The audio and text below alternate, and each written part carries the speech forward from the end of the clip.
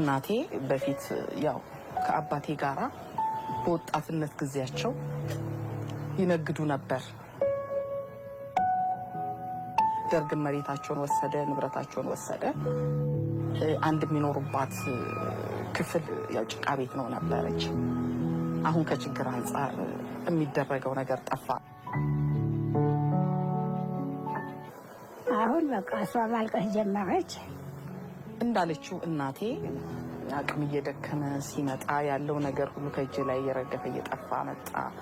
በእውነት በዛን ጊዜ በነበራቸው ጊዜ እኔ እንኳን በደረስኩበት ሰዓት ብዙ ድሃዎች ይረዱ ነበረ። የድሃ ልጆች ያሳድጉ ነበረ፣ ያስተምሩ ነበረ።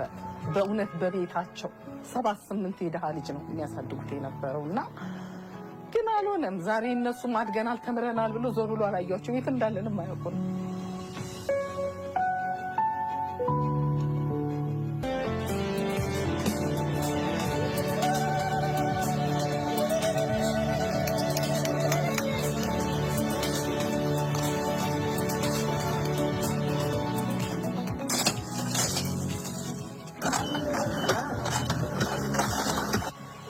ትባረክ አዳነች ትባረክ ያኑና እጣው ሰዱ ተብሎ ተጠራ።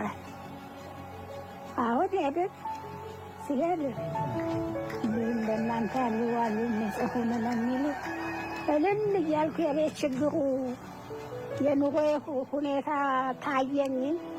እልል እያልኩ እየጨፈርኩ እጣዬን ልወስድ እሷ ጋር ሄድኩኝ። አቅፋ ያዘችኝ እንደዚህ አደርጋ እና ይዞት ምን አለች፣ እጣዬን አውጪ አለች። እጣዬን አወጣሁ።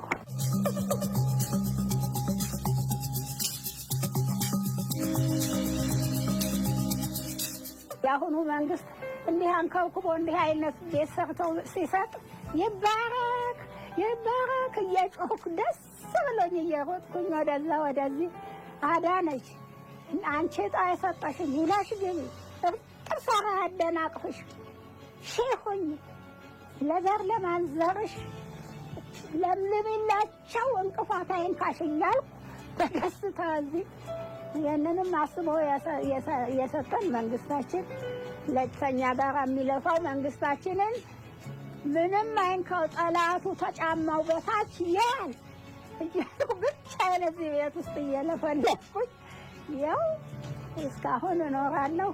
አሁንም አዳነች ውላ ትግባ። በሷ ብርታት ነው፣ በሷ መንገላታት ነው።